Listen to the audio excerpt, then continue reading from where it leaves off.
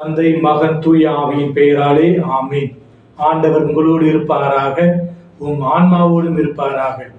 இயேசுவில் பிரியமுள்ள சகோதரமே சகோதரிகளே, இந்த புதிய நாளை தந்த இறைவனுக்கு நாம் நெஞ்சார் நன்றியை கூறிக்கொள்வோம். இன்றைய நற்செய்தியானது மார்க் எழுதிய நற்செய்தி 8வது அதிகாரம் வசனங்கள் 11 13 முடிய உள்ள வசனத்தில் பரிசேயர்கள் இயேசுவை அணுகி அவரை சோதிக்கும் நோக்கத்துடன் வானத்திலிருந்து அடையாளம் ஒன்றை கேட்கின்றார்கள். அதற்கு இயேசு அவர்களுக்கு அடையாளம் எதுவும் தரப்பட மாட்டாது என்று கண்டிப்பாக கூறி அனுப்பிவிட்டார். அன்புமிக்க சகோதரமே சகோதரிகளே, இந்த பரிசேயர்கள் அவர்கள் எப்பொழுதுமே இயேசுவை நோக்கத்துடன் அவரை சோதிக்கின்றார்கள். இயேசு பல அற்புதங்களையும் அடையாளங்களையும் செய்திருக்கின்றார். அது அவர்களுக்கு நன்றாகவே தெரியும். அவர் இருந்தாலும் தெரிந்தும் அவரை சோதிக்கும் நோக்கத்துடன் அவரிடம் அற்புதங்களை கேட்கின்றார்கள். இயேசுவாளில் பல அற்புதங்கள் அடையாளங்கள் அவர்கள் முன் செய்து காட்ட முடியும். இருந்தாலும் அவர் செய்யவில்லை.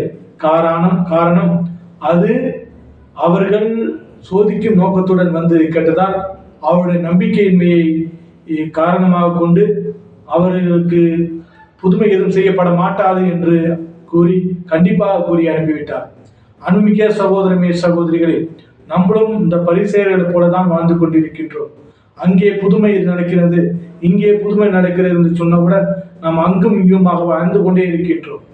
யாரிடம் நமக்கு நல்லது கிடைக்கும், யார் நமக்கு நல்லது செய்வார்கள், யார் நமக்கு உதவி செய்வார்கள் என்று அங்கும் இங்கும் அலைந்து கொண்டு நம்முடைய விசுவாசத்தையும் நம்முடைய நம்பிக்கையையும் நம்முடைய பக்தியையும் உதாசீனப்படுத்தி கேவலப்படுத்தி கொண்டிருக்கின்றோம். அது அல்ல. இயேசுவே உண்மையான மீட்பர், இயேசுவே உண்மையான இறைவன், இயேசுவே நமக்கு வேண்டிய அனைத்தையும் தருவார் என்ற நம்பிக்கையோடு விசுவாசத்தோடு நாம் அவரை பின்பற்றி வருகின்ற பொழுது அந்த விசுவாசம் நம்பிக்கையும் நம்மை ஒரு நாள் உயர்த்தும் என்ற நம்பிக்கையோடு நாம் இந்த புதிய நாளை தொடங்குவோம்.